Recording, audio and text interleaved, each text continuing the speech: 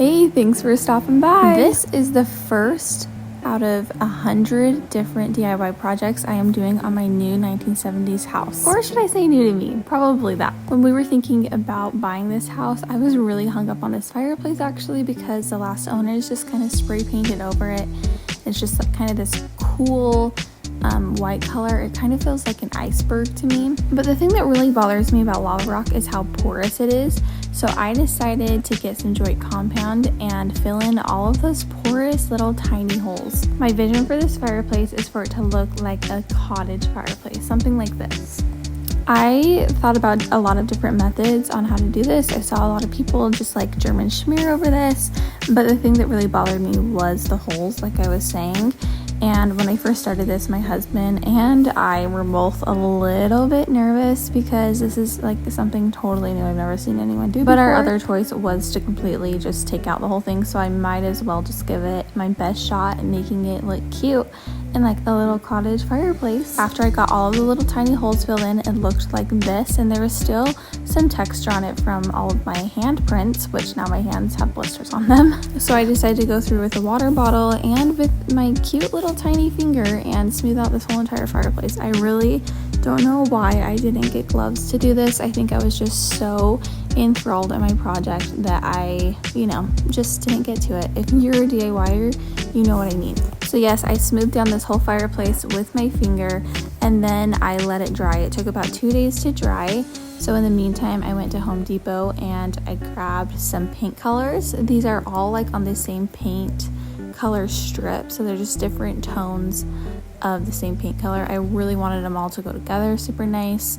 I just chose a color that was neutral, nothing too warm or too cool. I really didn't want a pattern in the rock either, but is what I did do is I put the color on in triangles. So I would do one rock here and then I would do another rock in a triangular pattern. It kind of reminds me of what they say about Christmas trees, like put your ornaments on in triangles.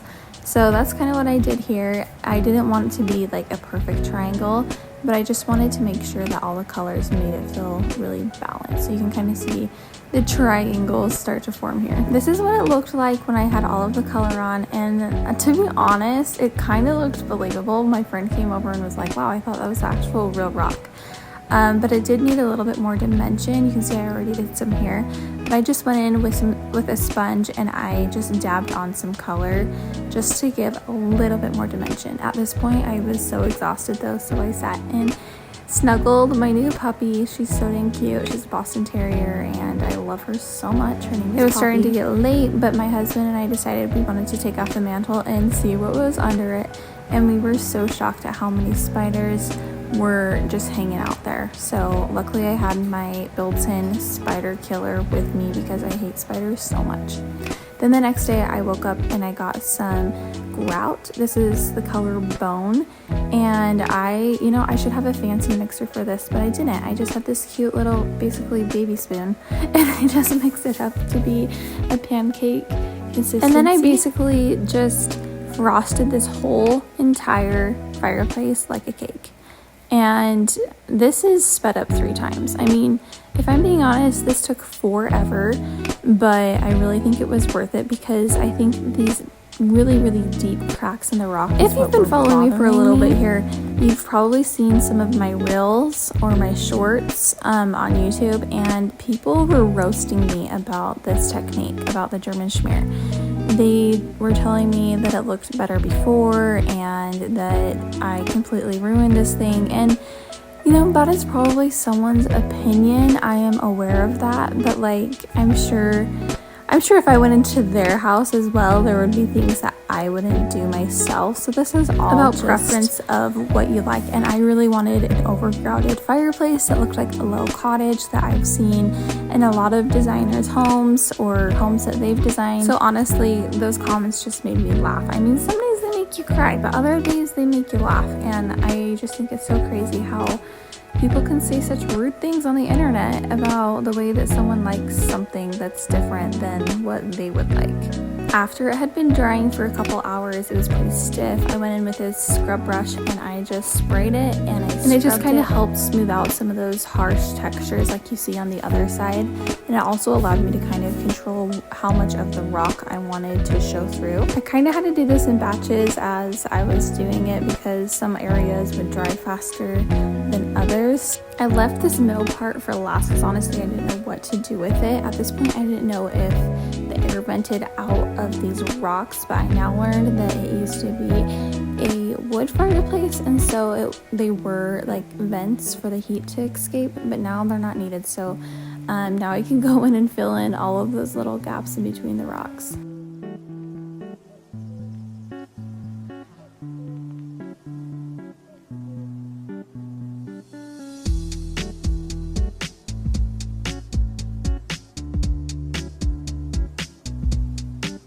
My 7-year-old was so sweet and offered to sand this whole mantle down for me.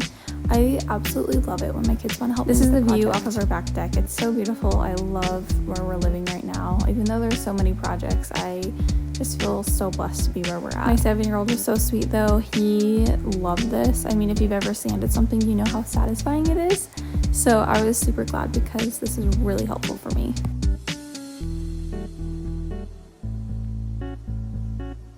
Next thing I did was take off this fireplace cover. I knew that everything would look a lot more cohesive if it was painted black, so I gave this a good cleaning, and then I took it out to my yard. And I painted it with this black matte paint. Now I got some hate for this too on my short, okay? But it's been fine. I know it's spray paint, but it's been fine. We haven't had any weird smell. Like, this doesn't get hot. We don't run our fireplace that much, and I think it looks so much better.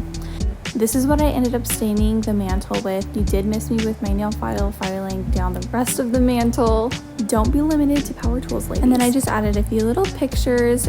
Please let me know if you have any questions, and I'll see you in my next DIY video because I'm turning this into my own little cottage.